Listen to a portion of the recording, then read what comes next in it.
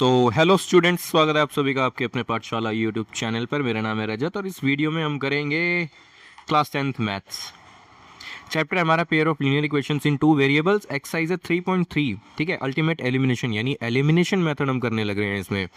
ठीक है, और इसके हमने ऑलरेडी फर्स्ट क्वेश्चन कर दिया था। करा क्या था, आपको होमवर्क में करना था, है ना।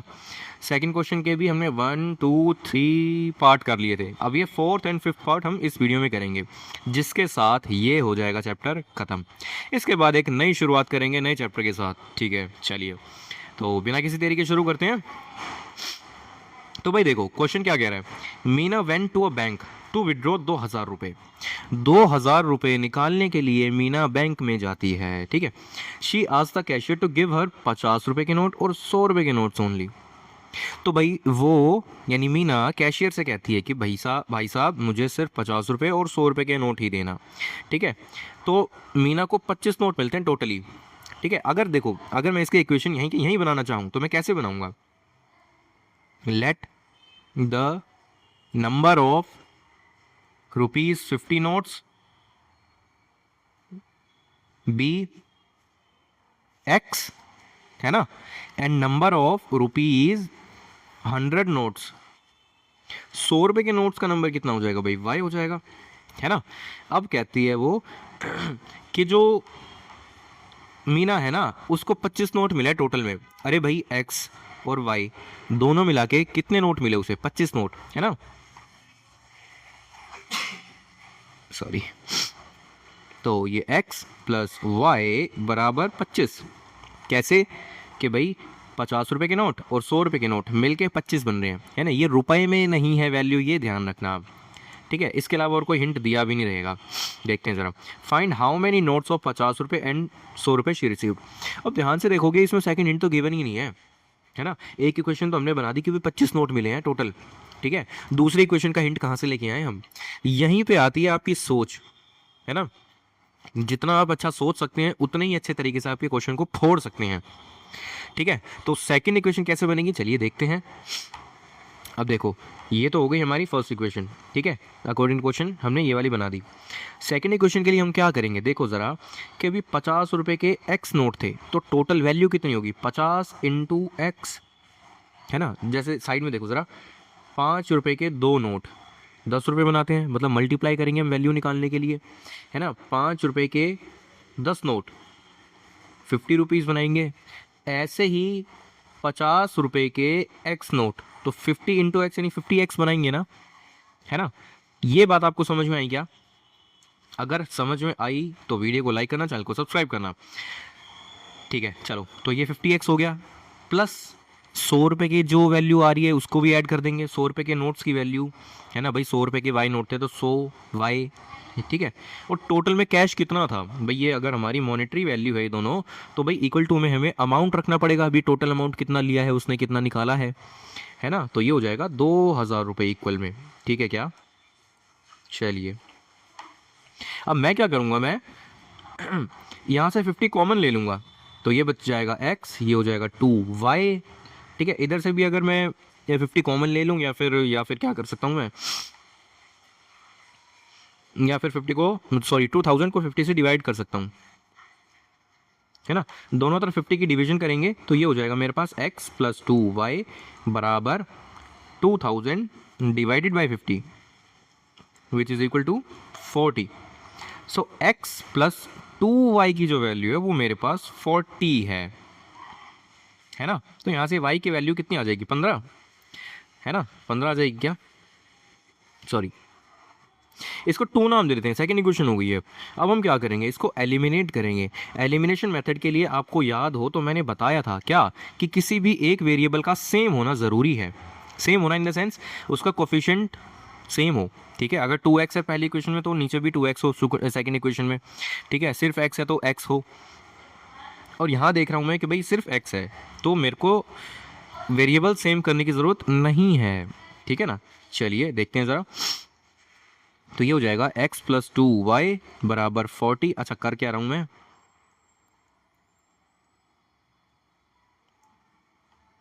सब्ट्रैक्ट कर रहा हूँ मैं, है ना। Subtracting first equation from second, second में से फर्स्ट को माइनस कर रहे हैं, तो इसके नीचे लिखेंगे x plus y equal to 25, यही था ना। माइनस कर रहे हैं तो साइन चेंज हो जाएंगे, ये माइनस का, ये भी माइनस का और ये भी माइनस का, तो x से x कैंसिल आउट हो जाएगा, तो बचेगा 2y minus y which is equal to y, और 40 माइनस 25 हो जाएगा हमारा 15, तो y की वैल्यू कितनी आ गई 15। तो ये चीज़ आपको समझ में आई क्या?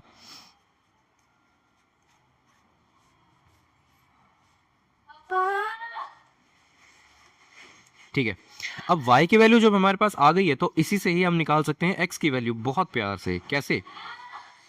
देखो ना, x प्लस वाई की वैल्यू अगर 25 है ना, तो x प्लस वाई की जगह मैं एक बार 15 रखता हूँ, तो भाई ये भी 25 है, तो x की वैल्यू क्या हो जाएगी 25 माइनस 15, दोनों तरफ हमने 15 को सब्ट्रैक्ट कर दिया, तो ये बचेगा 10। ठीक है, तो यानी नंबर ऑफ 50 रुपीज 50 नोट्स जो कि x थे, है ना, उसकी भी वैल्यू आई है 10 नोट्स हैं हमारे पास 50 रुपए के, और ऐसे ही रुपीज 100 के जो नोट्स हैं वो कितने हैं भाई, वो थे हमारे पास y जो कि इक्वल है 15 के, यानी 15 नोट है हमारे पास 100 रुपए के। चेक करना है, कर सकते हैं, देखते हैं ज़रा। अगर मॉनेटरी वैल्यू निकालें तो क्या 2000 बनेगा भाई? 50 रुपए के 10 नोट कितने बनते हैं? 500 रुपये। ऐसे ही 100 रुपए के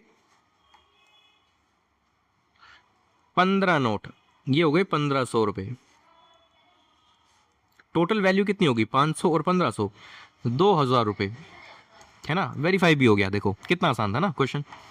चलिए नेक्स्ट क्वेश्चन की तरफ बढ़ते हैं। इस चैप्टर का आखिरी क्वेश्चन है, इसके बाद जो भी क्वेश्चन करेंगे हम किसी और बुक से करेंगे और प्रैक्टिस करेंगे उसमें मैं आपको बेसिक्स नहीं समझाऊंगा, बस क्वेश्चंस की धुआंधार प्रैक्टिस करेंगे। ठीक है, चलिए। A lending library has a fix charge for the first 3 days। तो भाई देखो ना, अगर मैं इसके सॉल्यूशन में सबसे पहली लाइन ये लिखूं, let the fixed charge be rupees x को मैंने फिक्स्ड चार्ज मान लिया कि भाई एक्स रुपए तो मेरे को देने ही देने पड़ते हैं, ठीक है क्या। और फिर जो एडिशनल चार्ज है वो पर डे के हिसाब से लगता है ना।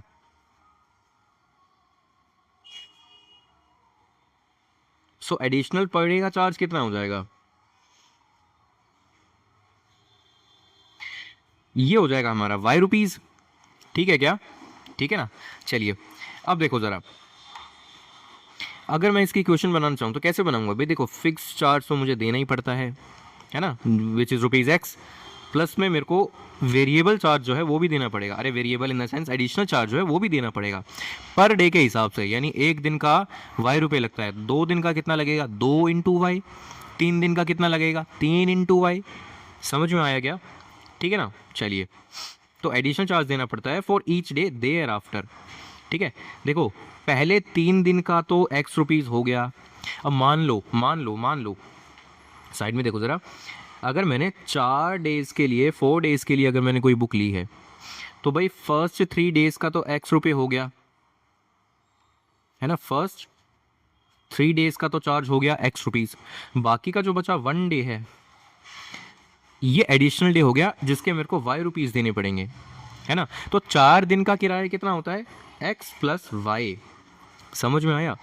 ठीक है ना। चलिए,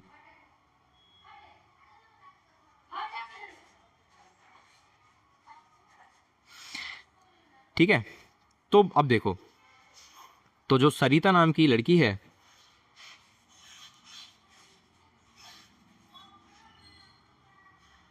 ना, सरिता नाम की लड़की है, इसने बुक को रखा 7 डेज के लिए। 7 डेज का मतलब क्या होता है भाई? 3 दिन का तो फिक्स चार्ज रहेगा और बचे कितने दिन? 4 दिन, क्योंकि हफ्ते में 7 दिन होते हैं और इस सरिता नाम की लड़की ने 7 दिन के लिए बुक अपने पास रखी थी। इसका मतलब ये हुआ कि फर्स्ट 3 दिन के लिए तो उसने एक्स रुपीज़ दिए और जो बचे हुए 4 दिन है उसके वाई रुपीज़ पर डे के हिसाब से दिए। ये ध्यान रखना, एक्स जो अमाउंट है वो टोटल 3 दिनों का मिला के है, इसका 3x से कोई लेने देना नहीं है। 3x करोगे तो इसका मतलब है क्वेश्चन गड़बड़ हो जाएगा, ठीक है। लेकिन जो वाई है ये पर डे का चार्ज है। पर डे का चार्ज का मतलब क्या हुआ कि भाई 1 दिन के वाई रुपीज़, 2 दिन के 2 वाई रुपीज़, 3 दिन के 3 वाई रुपीज़, 4 दिन के 4 वाई 4 वाई रुपीज़। समझ में आया, ठीक है। अब पहला सा जो सरिता नाम की जो लड़की है इसने कितने दिन के लिए रखी थी भाई, ये देखो ना, एक्स तो 3 दिन के लिए हो गया और बाकी कितने बचे 4 दिन, तो 4 वाई के हिसाब से देंगे पैसे। और कितने दिए टोटल 27 रुपीज़, ठीक है ना। तो भाई ये इसकी इक्वेशन बन गई, ये फर्स्ट हो गई इक्वेशन। फिर एक और लड़की थी सूजी जिसने 21 रुपये दिए हैं, ठीक है, और 5 दिन के लिए बुक रखी है, 5 दिन के लिए बुक रखी है। अब ऐसे ही देखो ना, 5 दिन है जिसमें से शुरू के 3 दिन के लिए तो एक्स रुपीज़ दे दिए और बाकी बचे कितने, शुरू के 3 दिन में तो एक्स रुपीज़ दे दिए और बाकी बचे 2 दिन जिसके हिसाब से वाई के हिसाब से दिए, है ना। सो ये 2y हो जाएगा 2 दिन, और ये दिए 21 रुपये। ये हो गई हमारी सेकंड इक्वेशन। कुछ नहीं करना, माइनस कर देना है। मैं फर्स्ट -2 कर देता हूँ, है ना। सब्ट्रैक्टिंग फर्स्ट, या सेकंड को माइनस करेंगे अब, सेकंड फ्रॉम 1, तो ये क्या हो जाएगा, x प्लस 4y बराबर 27, नीचे लिखेंगे x प्लस 2y बराबर 21, ठीक है। देखो माइनस माइनस, ये भी माइनस का, x से x कैंसिल आउट हो जाएगा और 4y माइनस 2y बचेगा। 27 माइनस 21 इज 6, तो y की वैल्यू आ जाएगी 6 डिवाइडेड बाई 2 विच इज 3, ठीक है। y की वैल्यू 3 आ गई है। अब जब y की वैल्यू आ गई हमारे पास, तो x की वैल्यू निकालना भी काफ़ी ज़्यादा ईजी है। तो भाई देखो ना, इक्वेशन क्या थी, x प्लस 4y बराबर 27 था, और अगर मैं y की जगह पे 3 पुट कर देता हूँ तो मेरा काम बन जाएगा।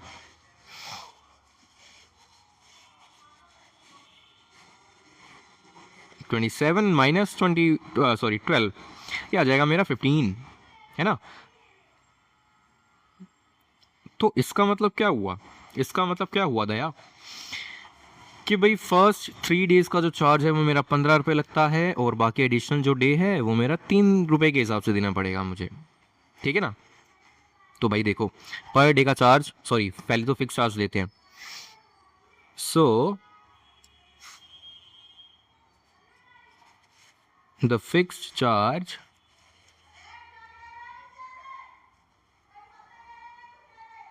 for first 3 days is rupees 15, and additional per day charge जो है